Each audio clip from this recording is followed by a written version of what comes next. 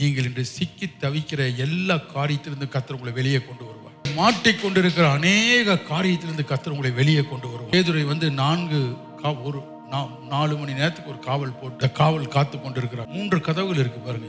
யாருமே பேதுருவை காப்பாற்ற முடியாது. 2 பக்கம் ஒரு இன்சிடென்ட் நடக்குது.